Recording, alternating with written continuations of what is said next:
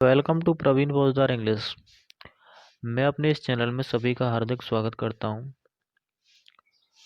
जो भाई मेरे चैनल पर पहली बार विजिट कर रहे हैं उनसे अनुरोध है कि प्रवीण फौजदार इंग्लिश यूट्यूब पर टाइप करें, वहां मेरा चैनल का लिंक है। वहां से आप ग्रामर के चैप्टर, कुछ 12वीं का सिलेबस उठा सकते हैं। तो आज हम कक्षा 10 की poem number 4, first flat book की पोएम नंबर 4 को कवर करने जा रहे हैं। उम्मीद करता हूँ ये पोएम आपको अच्छी तरह समझ में आएगी। इसका नाम है how to tell wild animals, जंगली जानवरों को कैसे बताएं। तो इस पोएम को स्टार्ट कर लेते हैं बिना समय वेस्ट किए। चलिए शुरू करते हैं। This humorous poem suggests some dangerous ways to identify or tell wild animals. Read it aloud, keeping to a strong and regular rhythm. This humorous poem, यह हास्य कविता, सजेस्ट सुझाती है, सम डेंजरस वे, कुछ खतरनाक तरीके, टू आइडेंटिफाई पहचानने के लिए, और टेल बताने के लिए, वाइल्ड एनिमल्स जंगली जानवरों को। यह कविता जंगली जानवरों को पहचानने के लिए कुछ खतरनाक तरीके सुझाती है। रीड इट अलाउड, इसे जोर से पढ़िए। Keeping to a strong regular rhythm, एक स्ट्रॉन्ग, एक मजबूत और रेगुलर यानी नियमित रिदम लय के साथ, इसे एक नियमित यानी लगातार तेज लय के साथ इस कविता को पढ़िए।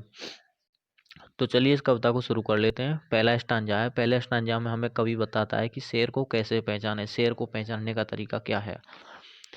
If ever you should go by chance to jungles in the east, if ever you should go by chance to jungles in the east, यदि संयोगवश, बाई चांस यानी संयोगवश, आपको पूर्व के जंगल में जाना हो।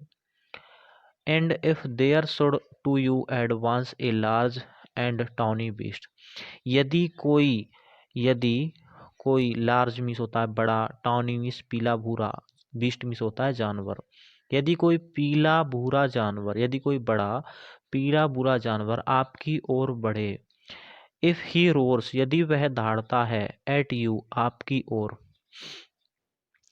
एज यू आर डाइंग, मानो कि आप मरने वाले हो। You will know it is the Asian lion, तुम जान जाओगे कि यह एशियाई शेर है।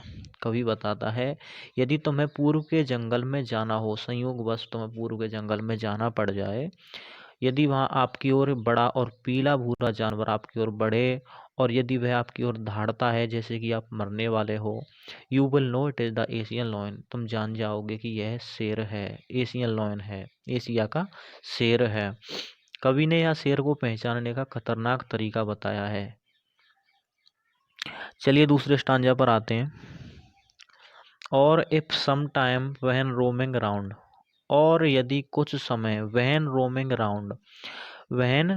अराउंड यानी भटकते हुए, बाहर भटकते हुए, और यदि किसी समय बाहर भटकते हुए, ए नोबल वाइल्ड बीट्स ग्रीट्स यू, ए नोबल एक शाही, वाइल्ड जंगली, बीट्स जंगली जानवर, ग्रीट्स यू आपसे मिलता है।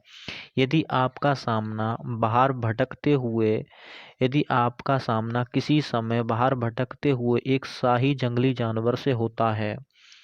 विद ब्लैक स्ट्रैप्स, काली धारियों के साथ, ऑन ए येलो ग्राउंड, जिसकी पीली त्वचा पर काली धारियों के साथ वाला जंगली जानवर, एक शाही जानवर आपसे बाहर भटकते हुए किसी समय मिलता है।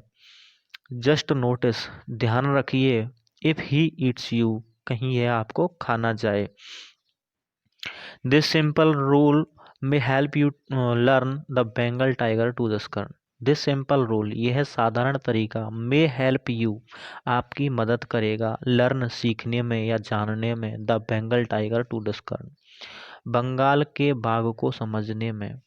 यह साधारण तरीका आपको बताएगा कि यह बंगाल का जानवर यानी बंगाल का बाघ है, बंगाली बाघ है। उम्मीद करता हूँ इन दोनों स्टंजाओं का अर्थ आपकी समझ में आया होगा। यदि नहीं समझ में आ रहा है तो इस ऑडियो लेक्चर को दोबारा रिप्ले करें, और फिर भी यदि कोई समस्या रह जाती है तो कमेंट में नीचे लिख दें। कवि इस कविता में जानवरों को पहचानने के खतरनाक तरीके बताता है। हास्यास्पद भी हैं और खतरनाक भी हैं। आइए स्टैंजा नंबर 3 पर पहुंचाते हैं। इफ स्ट्रोलिंग फोर्थ, यदि बाहर घूमते हुए, बाहर चहलकदमी करते हुए, आगे चहलकदमी करते हुए, ई बीस्ट एक जानवर, यू व्यू तुम देखते हो, हुज हाइड जिसकी त्वचा, विद स्पॉट्स धब्बों के साथ, इज पेपर्ड ढकी हुई है। बाहर चहलकदमी, आगे चहलकदमी करते हुए एक जानवर को तुम देखते हो जिसकी जो त्वचा है धब्बों से ढकी हुई है। As soon as he leapt on you, जैसे ही वह आपके ऊपर छलांग लगाता है। यू विल नो, तुम जानोगे, तुम जान जाओगे। इट इज द लियोपार्ड, यह एक तेंदुआ है। Twill do no good to roar with pen, दर्द में चीखने से कुछ नहीं होगा। He will only lap and lap again, वह केवल बार बार छलांग लगाएगा। यानी तेंदुओं को पहचानने का तरीका यहाँ कवि ने हमें बताया है कि तेंदुओं को कैसे पहचाने। उसकी त्वचा पर धब्बे होंगे, वह धब्बों से ढका हुआ होगा। आइए स्टांजा नंबर नेक्स्ट यानी 4 पर। यहाँ कवि हमें क्या बताता है कि भालू को कैसे पहचाने।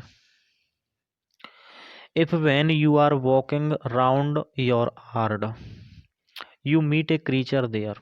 If when you are walking, यदि तुम पैदल चल रहे हो, घूम रहे हो, राउंड योर यार्ड अपने आंगन में चारों ओर, यू मीट ए क्रीचर वहाँ तुम एक प्राणी से मिलते हो, who hugs you very very hard जो तुम्हें तेज या जोर जोर से गले लगाता है।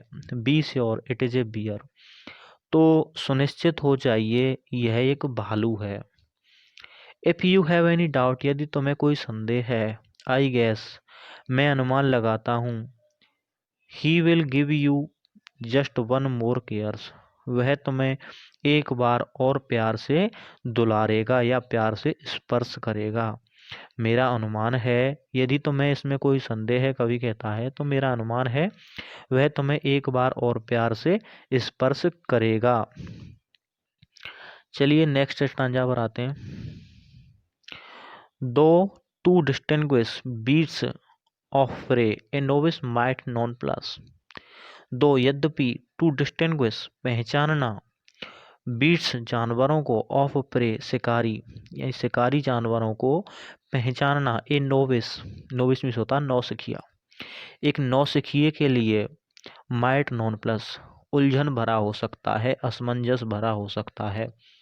एक नौसिखिए के लिए इन शिकारी जानवरों का पहचानना असमंजस से भरा हो सकता है या उलझन भरा हो सकता है।